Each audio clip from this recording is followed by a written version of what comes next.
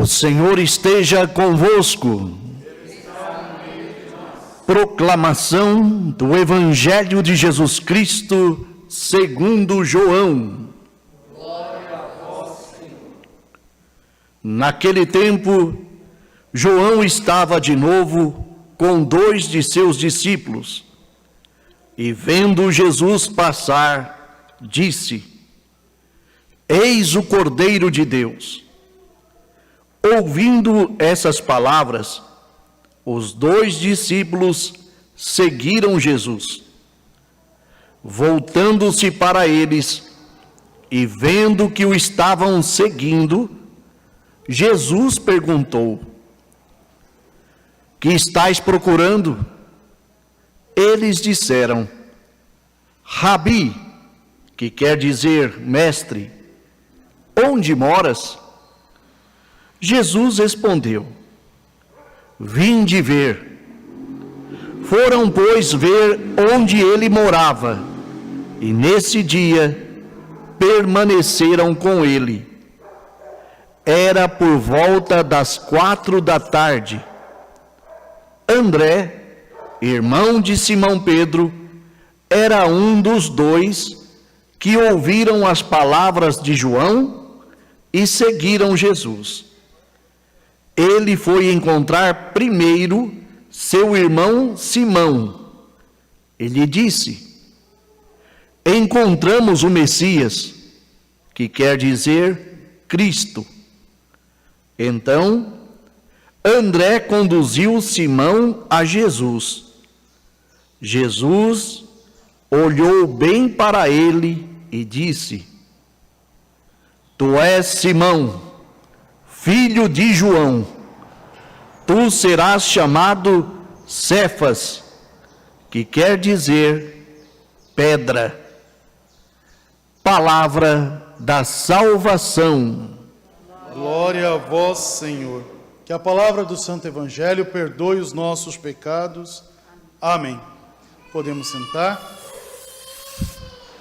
Queridos irmãos e irmãs, nós nos reunimos para rezar este segundo domingo do tempo comum, e como é importante rezar esse tempo que vai nos ajudar a viver a nossa missionariedade, a nossa vocação de batizados que somos.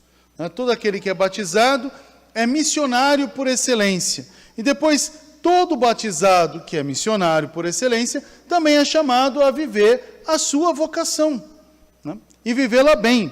Mas para viver bem a vocação é necessário ouvir a voz do Senhor que fala ao coração, né? Esse ouvir é esse estar próximo de Deus. E como é importante a gente entrar na escuta dessa palavra, o Senhor que chama e a gente que se coloca em prontidão. Porém, muitas das vezes estamos na igreja e não estamos com a palavra.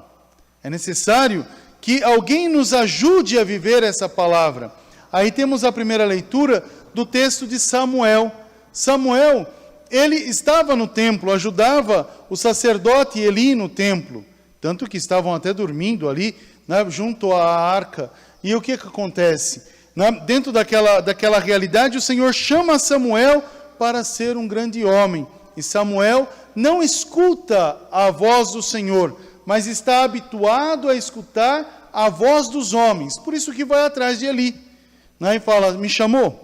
E ele fala: Não, volte a dormir, né?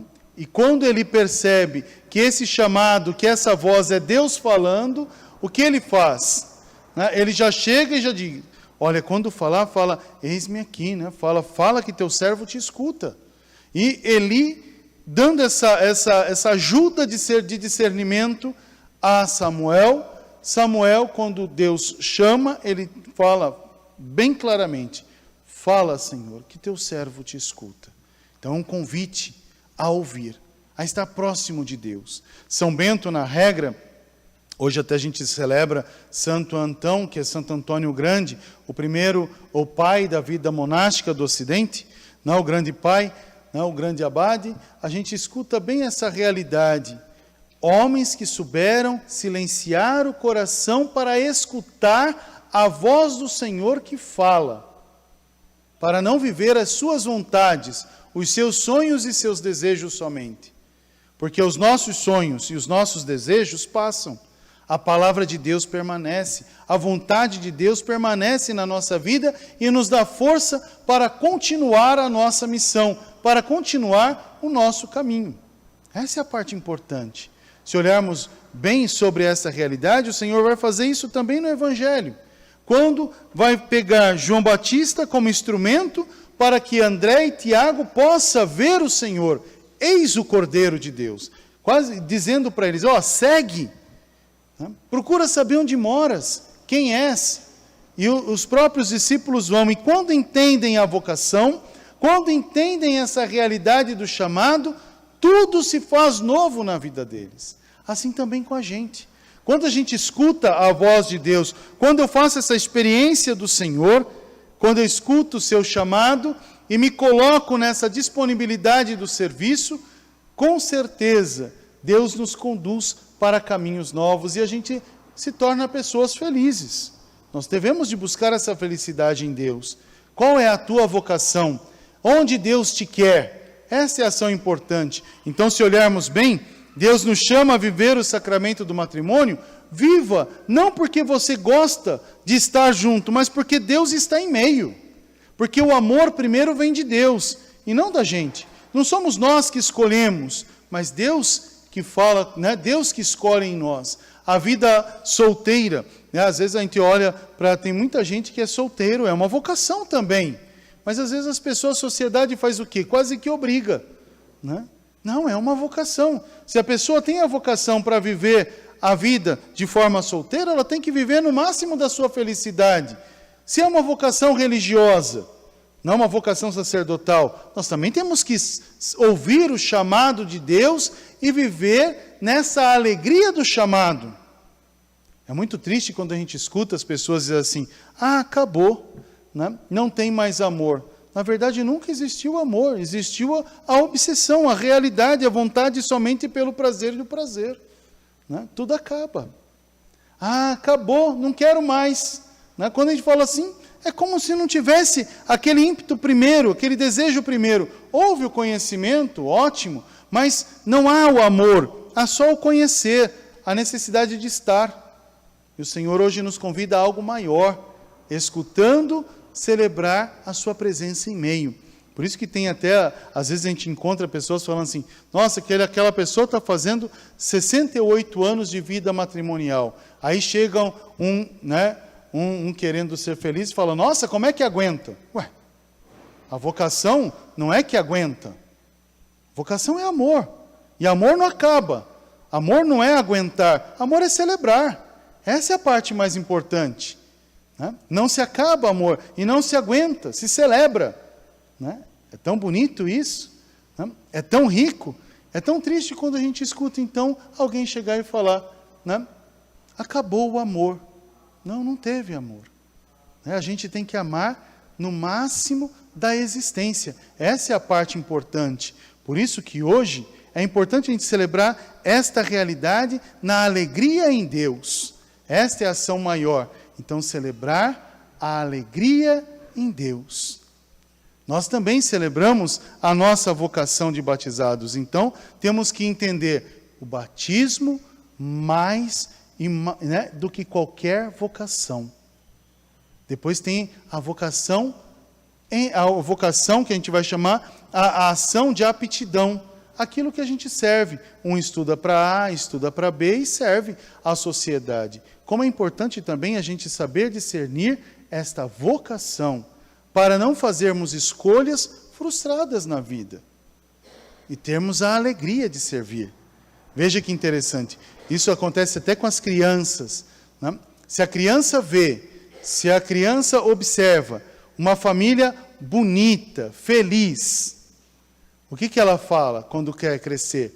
Ela fala que ela quer casar. Porque ela não quer casar porque casar é só por casar. Ela casa porque o amor é maior. Porque ela vê o espelho e a alegria da vocação matrimonial. Se uma criança vê um profissional, se aquele profissional, aquela profissional, vive a alegria da sua vocação profissional, se você perguntar para a criança o que ela quer ser, se é próximo da família. Eu quero ser igual ao tio tal, eu quero ser igual a tia tal, eu quero ter aquele emprego. Não, quero ser igualzinho. É tão bonito isso. Mas por que ela quer ser? Porque a pessoa está vivendo na alegria o chamado pelo qual ela está exercendo a sua vocação, né? O seu chamado maior, né? Até mesmo na vida consagrada. Então, por isso que a gente tem que olhar, hoje o Senhor nos convida a olhar a nossa vocação de batizados, e nessa vocação escutar a Deus e se colocar a caminho, e dizer também ao Senhor, aonde Tu queres que eu esteja? Mas aonde Tu queres que eu seja o melhor, e ali eu vou ser. E ser feliz na vocação pela qual Deus te chamou a caminhar, né? Porque Deus amou primeiro. Aí São Paulo fala uma coisa importante, olha, para viver essa vocação toda que você está falando, você não pode esquecer da tua existência, o teu corpo. Aqui ele está falando para um grupo de pessoas que fala espírito, alma e corpo, são ações importantes. Então ele vai chegar e vai dizer de uma realidade forte para a comunidade, uma realidade grandiosa no Senhor. Essa é a dinâmica maior. Por isso que ele vai falar do corpo. O corpo é o templo do Espírito. E depois ele vai dizer uma coisa importante. Ele fala que nós somos valiosos porque tivemos uma paga. Qual é a realidade dessa paga? Quanto você custa? Essa é a parte importante. Se você olhasse, se hoje alguém perguntasse, quanto custa você? Né? Quanto você custa? É uma coisa para se pensar e se meditar, né? Quanto você custa? E a gente olha para essa realidade e diz, eu custo o mistério da cruz, o sangue derramado na cruz. Esse é o teu valor. Você é templo do Espírito de Deus. Essa é a parte mais importante.